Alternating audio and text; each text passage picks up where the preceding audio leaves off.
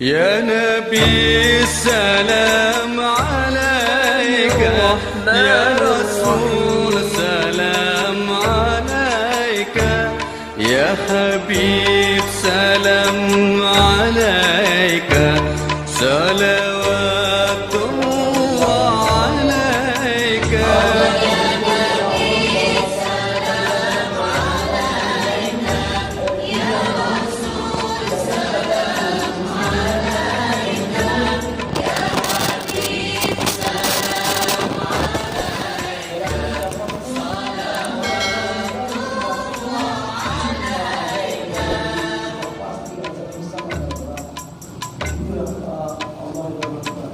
أشرق البدر علينا فاختفت منه البدور مثل حسنك ما رأينا قدت يا وجه السرور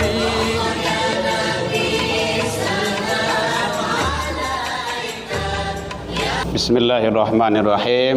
Assalamualaikum warahmatullahi wabarakatuh. Alhamdulillahilladzi nahmaduhu wa nasta'inuhu wa nastaghfiruh wa na'udzu billahi min syururi anfusina min sayyiati a'malina may yahdihillahu fala mudhillalah wa may yudlil fala hadiyalah. Asyhadu an la ilaha illallah wahdahu la syarikalah wa asyhadu anna Muhammadan abduhu wa rasuluh sallallahu alaihi wasallam la nabiyya ba'da amma ba'du.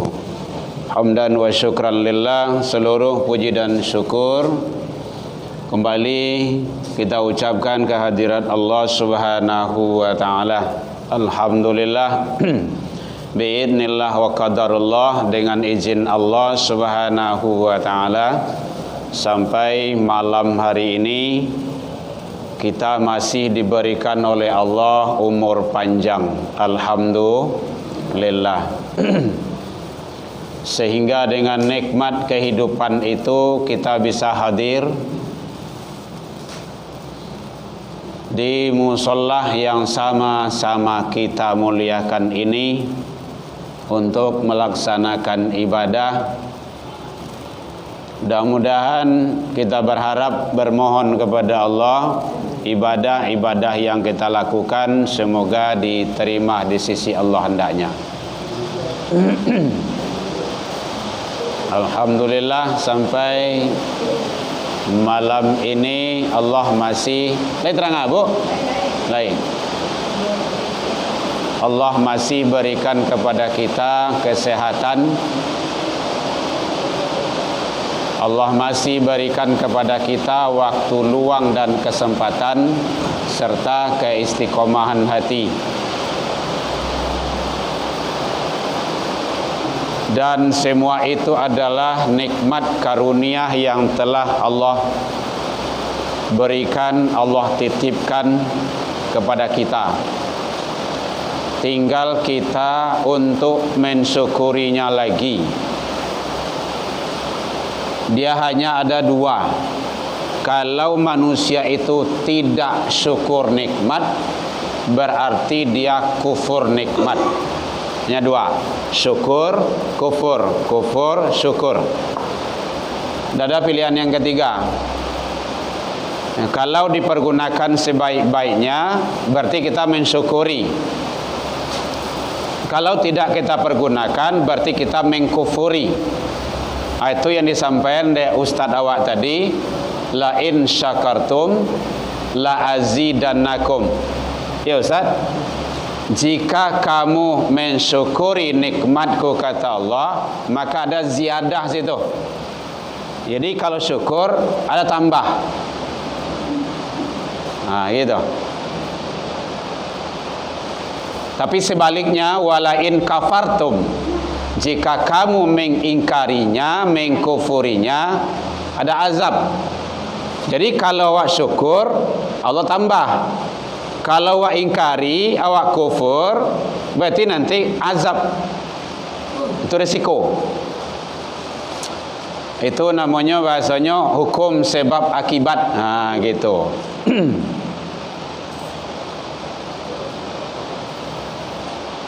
Salawat dan salam kepada Nabi besar Muhammad sallallahu alaihi wasallam.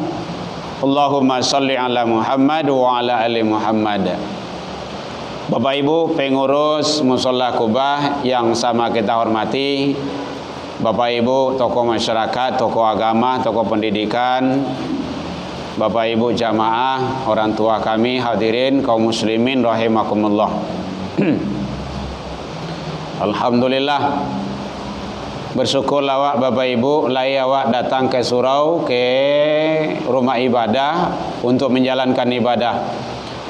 Karena banyak saudara-saudara kita yang merintih, menangi, ingin datang ke rumah saji, ke mushola, pai ibadah jamaah, tapi tidak bisa. Batu sedang terbaring di rumah sakit. Makanya kita syukuri itu. Tapi banyak juga yang badannya sehat, umurnya panjang, dikasih dari Allah, tapi tidak mau mendekat ke rumah ibadah. Ladake rumah ibadah tampe awak, ndak jo namuah tiboh do. Nabi Ibrahim dulu awal-awal sebelum itu peristiwa-peristiwa yang besar itu,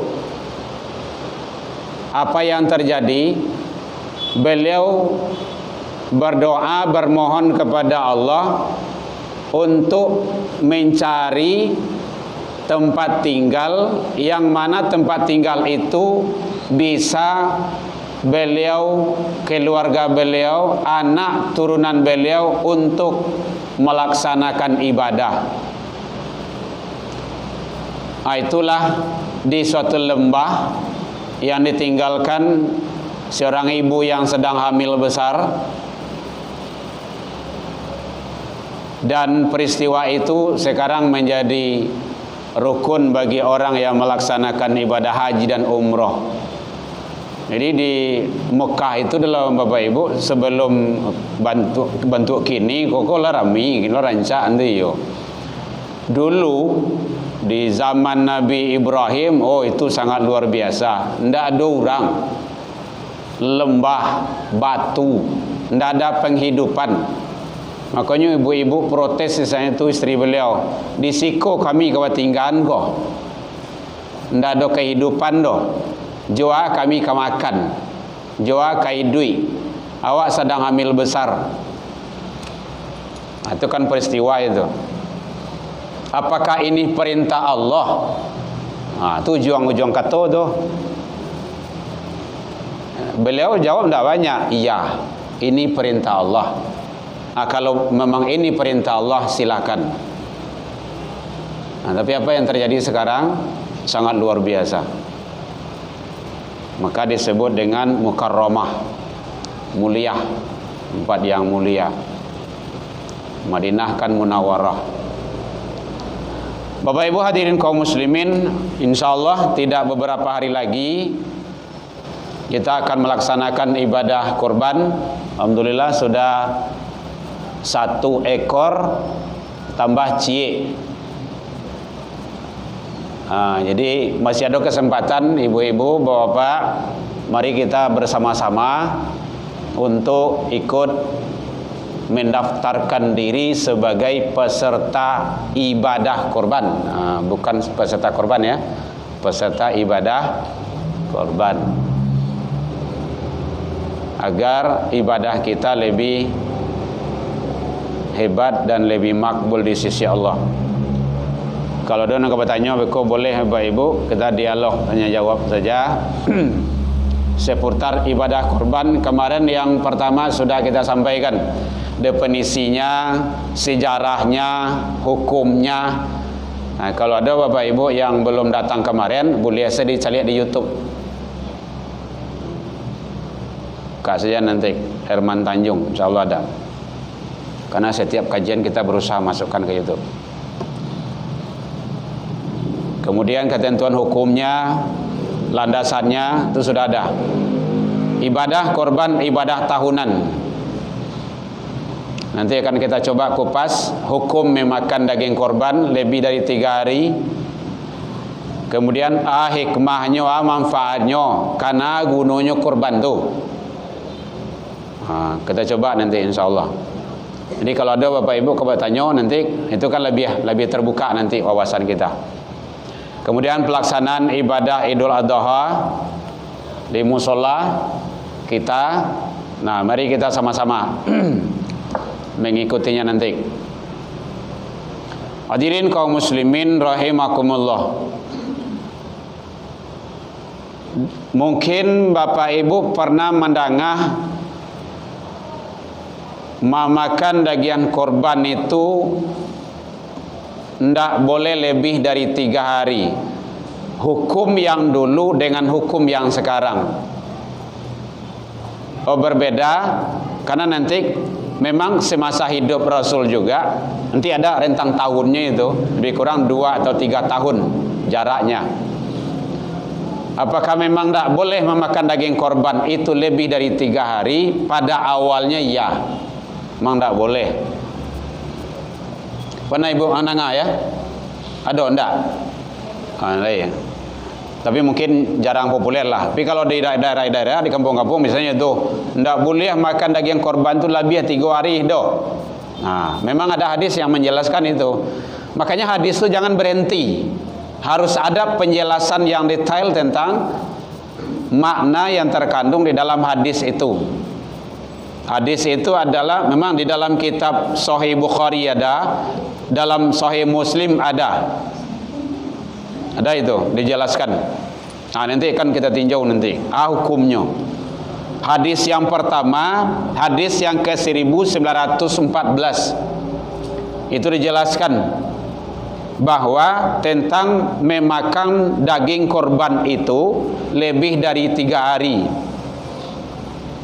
Ini dijelaskan dari Abu Ubaidah radhiyallahu an, bahwa Rasulullah sallallahu alaihi wasallam menyatakan di dalam hadis tersebut, suatu ketika khalifah Umar bin Khattab dan Ali bin Abi Thalib berkhutbah. Ini hadis ini dari Abu Ubaidah. Tak kala itu Abu Ubaidah ini mendengar Khalifah Umar bin Khattab dan juga termasuk Khalifah Ali bin Abi Thalib, beliau berkhutbah. Di dalam khutbah itu, naha Rasulullah sallallahu alaihi wasallam, Rasulullah sallallahu alaihi wasallam melarang kalian, kata beliau, memakan daging korban itu lebih dari 3 hari. Ini hadis yang pertama. Nah, kalau ada hadis ini beredar, ya. Ini hadis ini dari Abu Ubaidah. Siapa yang menyampaikan? Umar bin Khattab dan juga termasuk Ali bin Abi Thalib. Kapan? Di saat beliau berkhutbah. Tapi jangan berhenti sampai di sana dulu. Karena nanti kalau berhenti sampai di sana, maka nanti kalau itu yang disampaikan kepada umat, pada masyarakat, maka orang akan bingung nantinya.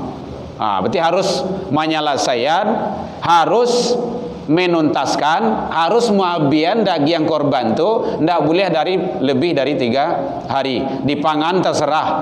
Kan seperti itu. Nampaknya jangan lebih dari 3 hari. Pada suatu ketika memang seperti itu. Itu hadis pertama. Kemudian juga beliau menyatakan di Mina bahwa kami tidak memakan daging korban itu lebih dari 3 hari. Maka di dalam hadis yang ke 1916-nya, hadis tadi 1914, sekarang 1916, maka nadzabaha udhiyah siapa yang menyembelih kurban fala yusbihu, maka janganlah menyimpan di rumahnya, fi baiti, di rumahnya, ba'da salasina syai', lebih dari 3 hari sedikit pun. Ini penjelasan hadis yang pertama tadi, yang tadi itu dalam khutbah. Nah, sekarang hadis penjelasannya yang ke 1916.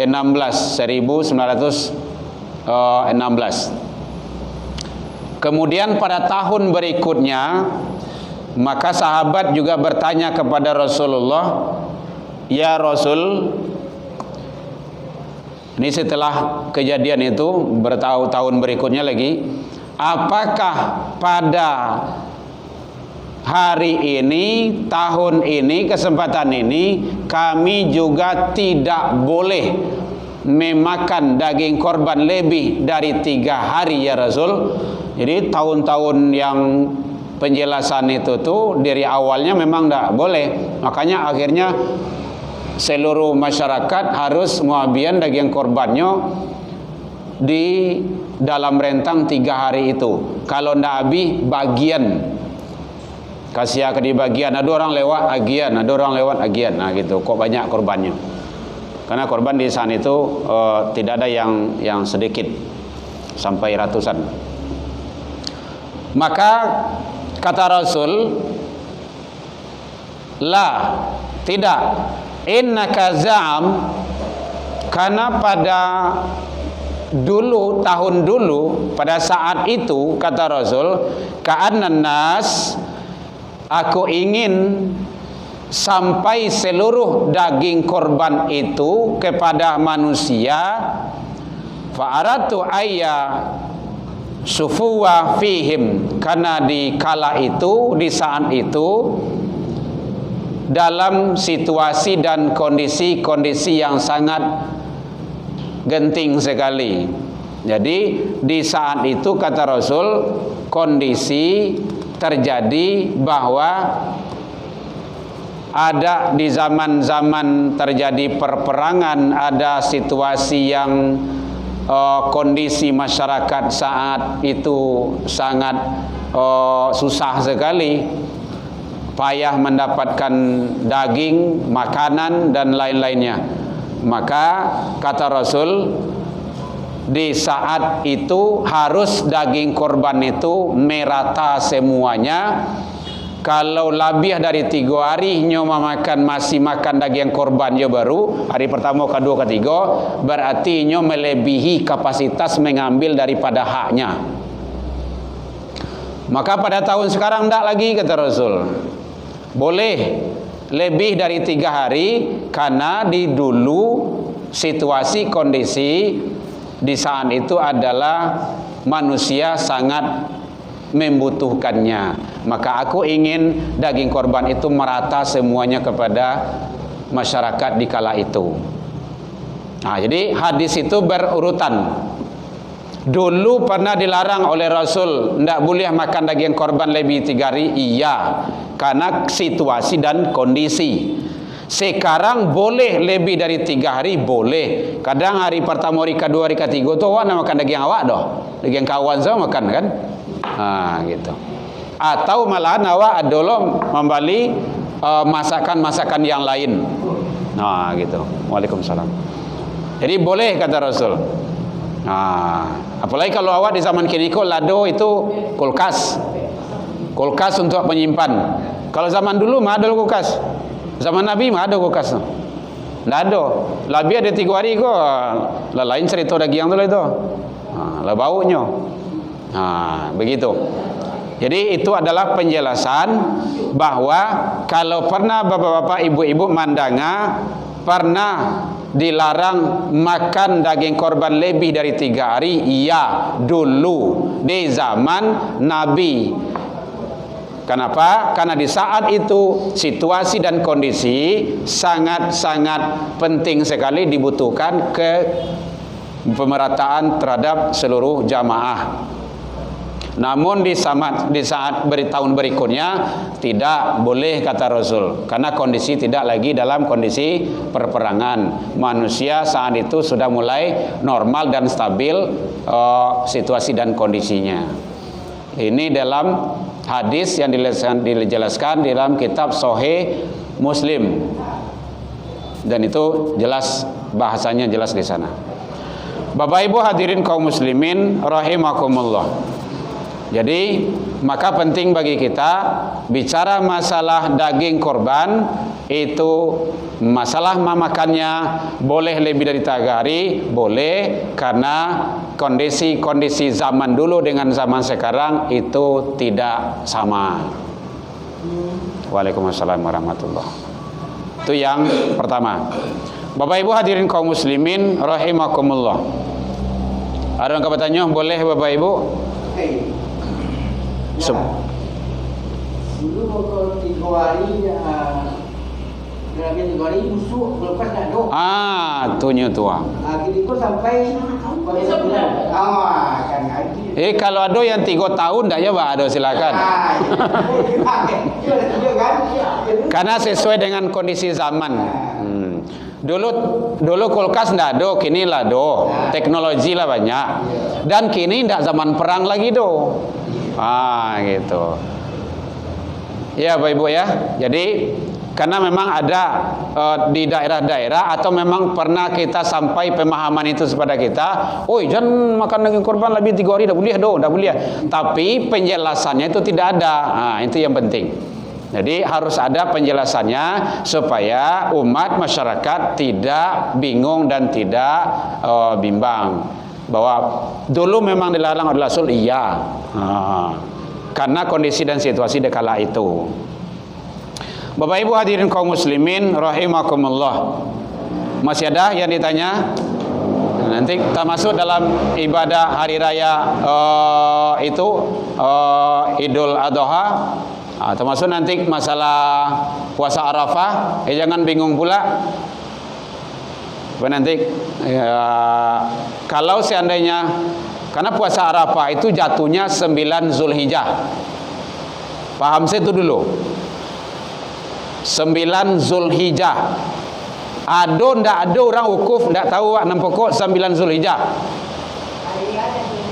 Kalau harinya itu nanti kalau keputusan yang telah disampaikan oleh Majelis Tarjih Muhammadiyah itu hari Ahad 9 Zulhijjah, hari Ahad. Hari nanti kalau wukuf di Arafah setelah tergelincir matahari, nanti orang wukuf itu kan setelah itu kan berangkat lagi itu. Berangkat, itu nanti awak 10 di Siko, berarti hari Seninnya. Hari Seninnya awak larayo. Kalau wukuf itu kalau yang disampaikan oleh Muhammadiyah itu hari Ahad 9 Zulhijjah. Tapi yang jelas ilmunya bagi kita dulu yang penting kita pahami, puasa Arafah itu jatuh 9 Zulhijjah. Ingat itu dulu. Nah nanti akan berbeda-beda itu. Suatu negara akan berbeda. Tidak sama. Bama kok seperti itu? Karena nanti kondisi dan situasi negara itu pun akan berbeda-beda. Kita pahami, puasa Arafah itu jatuhnya 9 Zulhijjah. Bisa bertepatan dengan orang wukuf di Arafah, bisa tidak. Pahami itu? Bisa bertepat dengan orang wukuf di Arafah, bisa tidak. Sebab perintah ibadah syariat Idul Adha itu dan puasa Arafah itu lebih dahulu diberikan oleh Allah ketimbang syariat ibadah haji. Idul Adha sudah disyariatkan oleh Allah pada tahun kedua. Itu perintah Idul Adha pada tahun kedua. Syariat ibadah haji diperintahkan oleh Allah pada tahun ke-6. Idul Adha bila tahun kedua. Ibadah haji bila? Tahun ke-6. Rasulullah melaksanakan ibadah haji pada tahun ke-10. Secara ramai-ramainya itu. Jadi makanya bisa bertepatan dengan orang wukuf di Arafah, bisa tidak. Contoh, 9 Zulhijjah tetap tiap tahun tiba pasti. Tapi orang wukuf di Arafah kok belum tentu setiap tahun ada. Contoh yang mudah saja. 2009 balik 2020 itu tidak ada orang wukuf di Arafah. Tidak ada orang wukuf di Arafah. Ibadah haji dilarang saat itu. Corona ya, tidak corona dah. Haji yang tidak ada, yang wukuf tetap ada, yang puasa Arafah tetap ada. Jadi kalau tidak ada ibadah haji, tidak ada orang wukuf di Arafah. Paham ibu ya? Yang kitanya dulu puasanya. Jadi puasa Arafah itu 9 Zulhijjah. Nah, hari raya itu kan 10 lah. Jadi makanya bisa bertepatan dengan orang wukuf, bisa indah. Kalau pas dengan orang wukuf, syukur alhamdulillah. Kalau enggak ada masalah. Nah, awak tetap puasa. Puasa Arafah itu sehari. Yang puasanya orang puasa wukuf tuh, gitu kan puasa Arafah. Zulhijjah jatuhnya itu tanggal 7-8 tanggal berapa? Ya Senin. Jadi oleh sebab itu kita kan ilmunya yang penting bagi kita. Dulu pernah orang heboh dulu tuh berdebat tentang itu, tidak perlu diperdebatkan. Yang penting kalau kita cerdas, kita udah ada ilmunya, sudah. Wukuf, puasa Arafah, bukan puasa wukuf ya. Ini puasa Arafah, puasa sunnah itu kan. Puasa Syawal, puasa Senin Kamis, puasa kan banyak puasa itu. Puasa Asyura, puasa Arafah 9 Zulhijjah. Bisa bertepatan dengan orang wukuf, bisa tidak. Itu ilmunya tadi. Karena syariat perintah ibadah Idul Adha itu dahulu pada tahun kedua. Sementara Nabi melaksanakan ibadah haji itu pada tahun ke-10. Ini tidak sama. Jadi kita puasanya yang kita ambil. Bapak Ibu hadirin kaum muslimin rahimakumullah. Bagi saudara-saudara kita yang diberikan oleh Allah kelapangan rezeki, kemampuan, kelebihan untuk menunaikan ibadah haji, labarangke Baikallahul maika. Jadi dari Sumatera Barat ada kabarnya sudah 2 orang yang wafat di sana, yang meninggal dari pesisir, satu dari mana satu tuh. Dari pesisir itu guru ambo tuh. Guru SMP awak. 60-an, 63 berapa lah. Pedusi, ibu-ibu. Masuk di WA grup, innalillah, kita berduka Bu ya. Kenapa tuh? Ibu kita dipanggil oleh Allah di tanah suci. Masya Allah luar biasa. Itu orang yang melaksanakan ibadah haji itu balasannya hanya satu, surga. Laisal jaza ilal jannah. Tidak ada balasannya kata Rasul kecuali surga. Apalagi kalau meninggal di sana. Tapi awak tidak boleh cita-cita tuh mau mati salah situ, tidak lodo gitu kan. Iya. Kalau meninggal di sana memang tidak boleh dibawa lagi ke tanah air. Kubur di sana atau di Baki kuburnya, mungkin jarak itu ya, makam Baki itu luar biasa. Makanya orang setiap waktu situ sholat jenazah taruh di Madinah itu. Siap sholat asar tagak, sholat gaib. Iya, hampir tiap sebentar saja jenazah lewat, ambulan lewat, tiap sebentar lewat. Itu Jadi yang penting itu surga sudah menunggu beliau, sangat luar biasa. Jadi kita doakan saudara-saudara kita diberikan kemampuan. Kok kapai naik haji Bapak Ibu, kok kapai umrah, karena itu ibadahnya ibadah fisik. Ya memang dapat kata tagok dah ya, kata kue. Kalau kini mendaftar kini umur lah 60 mendaftar kini 30 tahun lagi, 35 tahun lagi. Itu kehebatannya di Indonesia kau gitu kan. Ya syukur alhamdulillah itu kan, di bantian tidak apa-apa. Tapi yang jelas kita kan sudah berniat, dan itu adalah Allah telah memberikan pahala haji kita. Dan pahala haji itu ada di tempat awak. Contoh mudahnya, ibu-ibu, bapak-bapak siap sholat subuh itu tidak usah pulang dulu, ngaji dulu, baca Al-Quran dulu, duduk dulu, tunggu syuruk. Sholat syuruk 2 rakaat itu, sholat syuruk 2 rakaat itu pahalanya sama dengan ibadah haji tamat 3 kali, kata Rasul. Haji yang sempurna. Dan itu banyak terabaikan. Awak kan siap subuh kan masih kagak pulang saya. Duduk dulu, siko dulu. Monjo-onjo lah dulu, ndak ada. Kecuali kalau memang ada perlu. Iya. Di masjid, di musola, di rumah ibadah. Enggak.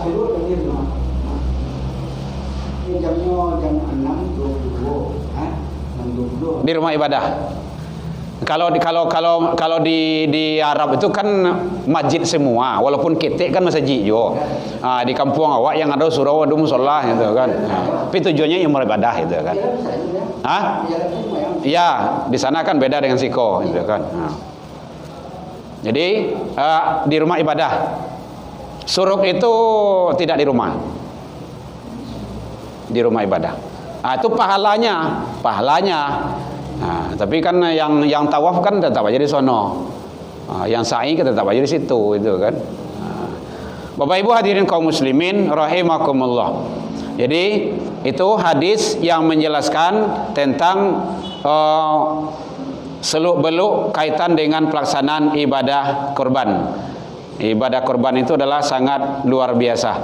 Ini tentang masalah ibadah kurban itu apa saja yang mampu, yang bisa dihilangkan oleh ibadah kurban itu. 1. Sifat syirik. Pakai S ya Bu ya, enggak pakai C doh. Syirik. Ya, syirik. SY, syirik. Syirkun, syirik. Mempersekutukan Allah. Jadi dengan kita melaksanakan ibadah kurban, maka sifat-sifat syirik yang ada di dalam diri kita akan hilang. Orangnya musyrik. Kenapa seperti itu? Karena ada bahasa liyadhkurusmallah, agar mereka menyebut nama Allah min bahibatil an'am, terhadap binatang ternak yang telah direzekikan kepada mereka itu. Jadi itu dalam rangka kita syukur nikmat itu. Makanya penting ibadah kurban itu. Makanya Allah syariatkan ibadah kurban itu tiap tahun. Tidak payah ada tiap tahun. Sabananya ibu-ibu kok bisa wak kurban tiap tahun. Bisa. Contohnya, kau tidak tahu besok mulai buat tabungan kurban. Ya.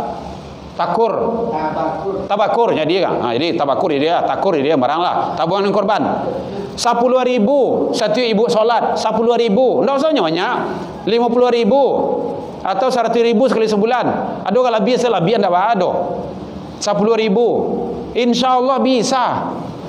Awak masuk ke WA awak tu di daerah Abang tu ya, sampai 700 iku kurbannya. Nya tabung cicilan tadi tu.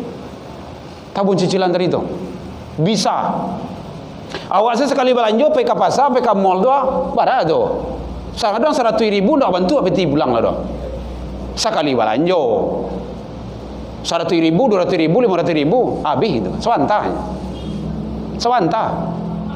Ikut sekali sebulan. Sekali setahun kurban tu.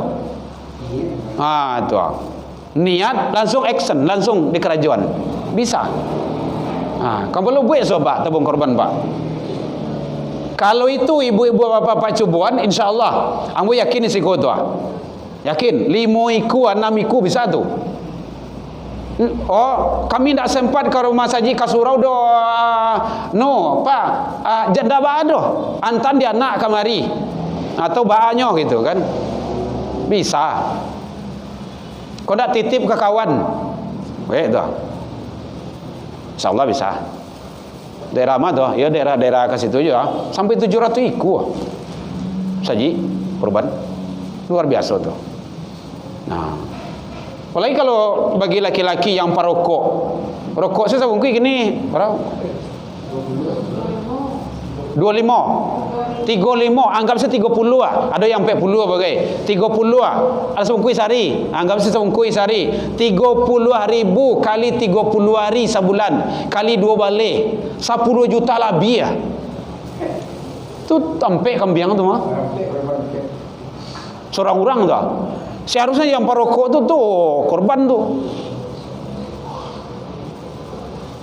Ini kan kemauan. Mampu kan? Rokok mampu kan? Mampu. Kadang-kadang ibu lu ni suruh, "Ma, tolong belian papa rokok jalan." Ma suruh kan, suruh anak. Dia penting. Kan perlu tu. Kau nak tahu baik saya lah. Dan 30,000 tu tabungan. Kau nak buat saya tabungan di rumah. Celengan tak? Tabungan tak? Besok pas besok dibuka. Orang pendaftaran kubah buka. Aku nak jo celeng-celeng tu agian. Pak, aku celengan nombor ku. Bara kurang ku agi tahu saya. Caranya. Bisa. Kau nak stadion saya celengan letak di rumah masing-masing. Celengan korban. Tiap hari. Insya-Allah bisa kok. Bisa.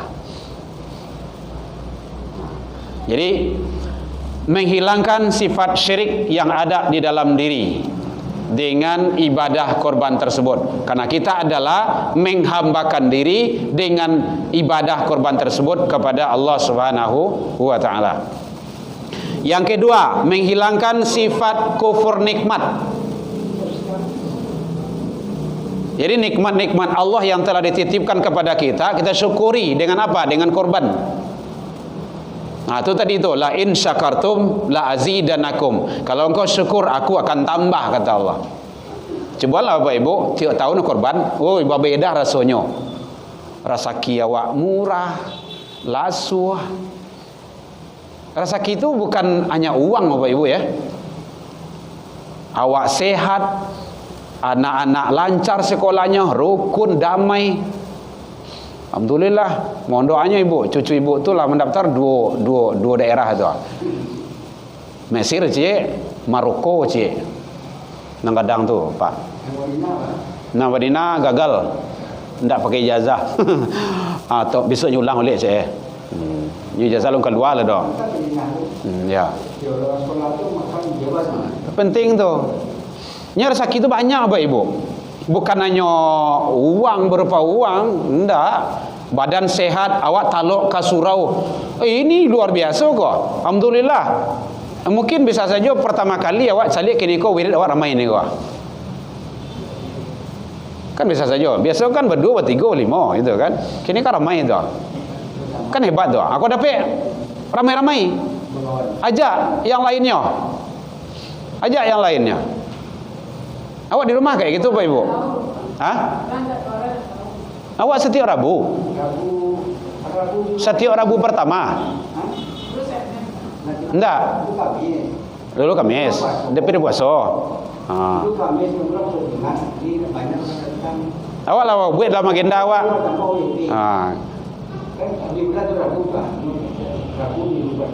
Ya Bu ya. Jadi usahakan kita ramai-ramai di siko. Hadir. Itu dalam rangka kita mensyukuri nikmat karunia Allah. Awak kalau ada kek gini gua. Awak tapi rencana kau jadi masjid lah itu kan. Syukur nikmat. Jadi maka sifat kufur nikmat itu akan hilang. Ya, makanya kalau dalam Al-Quran surah Al-Kautsar itu sebenarnya kan memang Allah tuntut awak tu. Fasholli li rabbika wanhar. Ayat kedua tu. Bah kok gitu, karena yang pertamanya lah jalan. Inna a'toina kal kautsar. Kami telah memberimu nikmat yang banyak. Begitu kata Allah. Lambu agian nikmat yang banyak. Bandak korban, bandak solat. Al-Kautsar kan kayak gitu tuh. Boleh dianalisa tuh. Ayat 1 dan 2. Inna a'toina kal kautsar. Kami telah memberimu nikmat yang banyak. Sebanyak kau nikmat gua. Ndak disyukuri si Allah itu. Begitu kata Allah. Maka fasholli li rabbika, solatlah. Jangan sampai tidak solat awak. Jadi tolong keluarga awak, bapak ibu, keluarga awak, jangan sampai tidak solat. Jadi sifat nifak, kita habiskan. Nifak itu artinya sifat munafik. Nifak itu sifatnya munafik orangnya. Ini itu hilang tuh, karena dia jujur mengakui bahwa semuanya adalah karunia Allah. Sifat takabur hilang. Takabur itu sombong. Jadi tidak boleh kita sombong. Maka dengan pelaksanaan ibadah korban itu terserahkan kepada Allah. Sifat ria, tidak boleh ria. Ria itu berbuat karena manusia-manusia yang lain, tapi berbuat karena Allah. Maka akan hilang. Ujub. Jadi ada setidaknya 6 sifat yang hilang. Ujub itu membanggakan diri, merasa lebih dari orang lain. Tidak boleh. Semuanya akan hilang. Itu sifat-sifat tauhid itu, Pak Ibu. Baik, Bapak Ibu, terakhir kata Allah, tidaklah daging-dagingnya, tulang-tulangnya, darah-darahnya yang sampai kepada Allah, tapi yang sampai kepada Allah walakin yanaluhu taqwa minkum, ketakwaan di antara kamu, kata Allah. Itu dalam Al-Quran surah Al-Hajj 37. Jadi semakin awak rajin ikut korban, maka semakin rajin awak ke musola untuk ibadah. Danga-danga kajian, baca Al-Quran, dan banyak kita menambah pengetahuan-pengetahuan keagamaan. Baik Bapak Ibu, demikian. Ada yang ditanya boleh? Kalau tidak, ya jangan payah Bu. Hah? Ya, nabung. Nabung korban.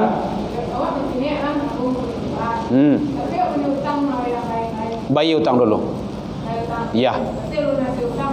Iya.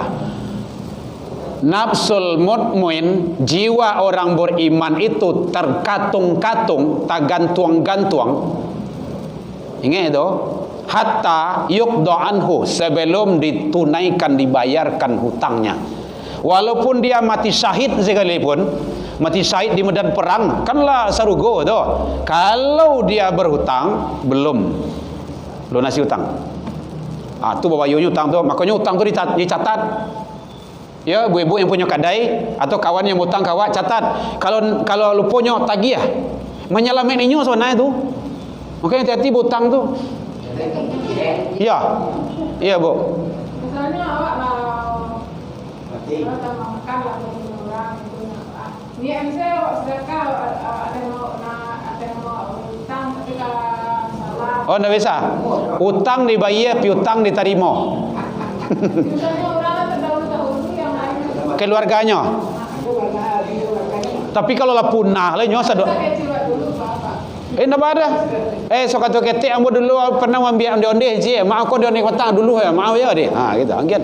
Atau minta maaf gitu. Kecek orang tu. Tidak, boleh. Minta karilahan saya. Ya. Minta karilahan namanya tu. Ya. Minta karilahan tu. Tapi kalau utang dibayar. Tapi kalau onda bado, kami maafkan Allah itu selesai tu. Hanya jalan di awalnya dulu.